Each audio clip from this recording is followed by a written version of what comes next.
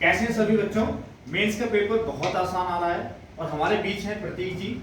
अभी triple M में पढ़ रहे थे, पहले मेंस का बैच वाइंड अप हो गया था पूरा और मेंस का पेपर पहले दिन इनका पड़ा था आज, और ये आपको बता देंगे कैसा पेपर आया था आज, जिससे बाकी जो एग्जाम देने वाले हैं बच्चों उनका सही हो जाए। तो प्रतीक जी बता दीजिए कैसा कैसा सिलेबस था, क्या था पूरा। जैसा कि सर बता रहे हैं, सर के मार्क्स में मैंने तैयारी की थी और मैथ्स तो सर ने ही मुझे सिखाई है। एक्चुअली मैंने और थोड़ा पढ़ा था, बट सर ने जो बताया उसके अकॉर्डिंग में चला और चलता गया। पिछला भी मेंस मैंने दिया हुआ था, मेरा अच्छा नहीं तो मैं सर से मिलने नहीं आया। थोड़ा ठीक पेपर हुआ है तो मैंने सोचा सर से मिल लिया जाए। पेपर का सीन ये है कि अभी जो मैथ्स का लेवल आ रहा है वो एसएससी को सीजीएल का पेपर ऐसा नहीं बनाना चाहिए जैसा मैं सोचता हूँ। थोड़ा एक लेवल रखना चाहिए। जो मैथ्स का लेवल है वो इजी टू मॉडरेट है, सेम रीजनिंग के साथ कर रहे हैं ये लोग। अब आप सोचिए कि एडवांस का वेटेज बहुत ही कम कर दिया। मुझे लगता है कि मैं गिन तो नहीं पा रहा हूँ, उतना एग्जैक्ट याद नहीं रह गया है, बट जो पेपर आया था उसमें मुझे लगता है कि 70% वेटेज जो है, मोर देन 70% क्वांट का है। और क्वांट में भी क्वेश्चन बहुत इजी क्वेश्चन है। एग्जांपल से आपको बताऊं, नॉर्मल उसने बोला कि एसपी गिवन है और 44% डिस्काउंट के साथ एसपी गिवन है आपको, ठीक है, और एमआरपी आपसे पूछ रहा है। आप बताइए कि ऐसा क्वेश्चन एसएससी को पूछना चाहिए, वो भी मेंस में। हाँ, मेंस का पेपर भाई कहने के लिए मेंस होता है। अभी आप लोग भी सोच रहे हैं भैया मेंस दे के आए हैं क्या, घंटा मेंस मतलब इस तरह से क्या है। और दूसरा ये अंडर रूट में मान लीजिए 8 है प्लस अंडर रूट 1681 ये गिवन है। आप देखिए ये तो एसएससी वाले बच्चे को रटा होता है, एक सेकंड में वो 41 लिखेगा और 8 ऐड करेगा। मैंने तो इसको मतलब ऐसे किया भी नहीं था और सीधा मैंने देखा और 7 आंसर लगा दिया। आप लोग बता पाएंगे ऐसा पेपर था कि आप कोई भी बैठ जाएगा वो 30 में 30 मुझे लगता है कर सकता है।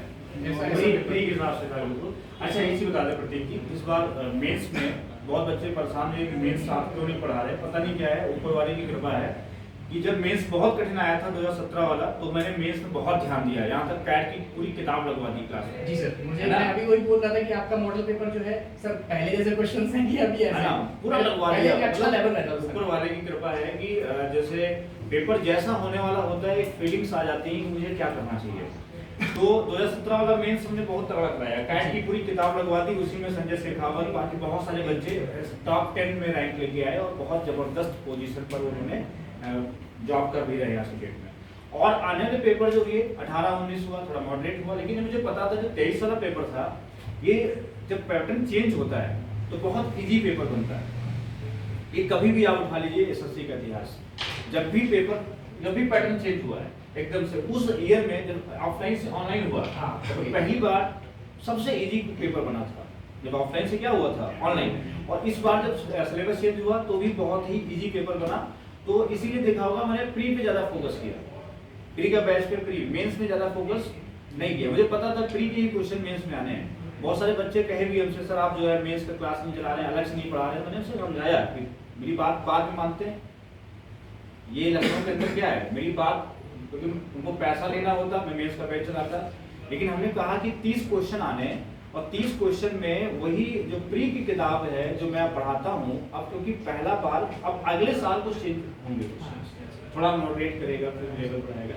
तो इसमें ऐसे क्वेश्चन आ रहे थे। और हाँ, लेकिन ये समझ लो जो नए बच्चे जिनका पेपर है एसएससी का या आप लोगों का आने वाले समय में जो होगा, तो आप लोग क्या करिए जीएस पर फोकस करिए, जीएस पर फोकस करिए और इंग्लिश थोड़ा बढ़िया है। हाँ, इंग्लिश के बारे में मैं अगर इंग्लिश के बारे में अगर मैं बताऊं तो इंग्लिश को एज अ लैंग्वेज ट्रीट कीजिएगा। आप लोग कभी भी जैसे अभी वो मुझे अपना एक्सपीरियंस शेयर कर रहा हूँ, बाकी सही गलत तो हो ही सकता है, वेरिएशन भी हो सकता है सोच में, लेकिन आप लोग इंग्लिश को एज अ लैंग्वेज ट्रीट करिए, ठीक है। जैसे न्यूज़पेपर पढ़ना हुआ या कोई बुक पढ़नी हुई, आप उसको एज अ लैंग्वेज लीजिएगा, रटिए नहीं। जैसेบอกआप धड़ाधड़ रटे चले जा रहे हैं। आजकल उसने सारा बदल दिया है सिस्टम।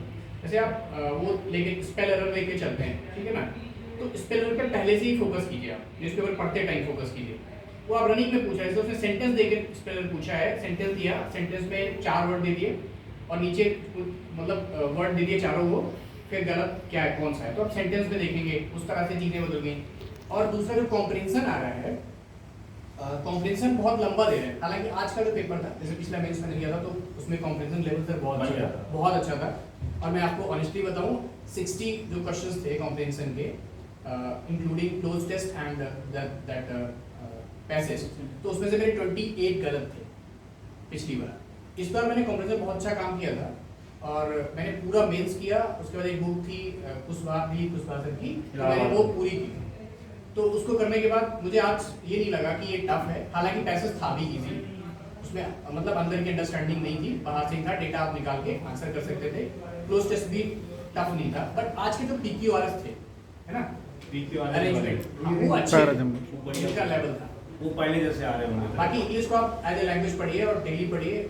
और दूसरी बात रही जीएस की, जीएस तो मतलब सर पता ही नहीं कैसे 7 से 8 क्वेश्चन तो ऐसे थे स्टेटमेंट वाले, 3 करके स्टेटमेंट दे रहे थे। ये बात हमने आपसे डिस्क्रिप्टिव ये चीज मैंने बैच में सेट जो आज हुआ है, तो बताइए अक्षय जी, मैंने क्लास में बोला था अब जो जीएस आएगा एसएससी वाला वो स्टेटमेंट पर आएगा, है ना? तो ये बताओ जो हो रहा है वो मैं पहले बता देता हूँ क्लास में। सर का तो एक्सपीरियंस अल्ट्रा लेवल है। मैं पहले जैसे मैंने गलतियां की, ऐसा नहीं है, मुझे टाइम हो गया, मैंने 17 में सर का बैच ज्वाइन किया था और मैंने 2 बार किया। सर को पैसे से भी ज़्यादा मतलब नहीं रहता, मैं ऑनेस्टली बता दूँ आपको। मैंने एक बार बैच ज्वाइन किया, मैंने सर को प्रॉब्लम बताई, मैं खुद से पढ़ा के मतलब अपने आप से सारी चीज़ें करता हूँ।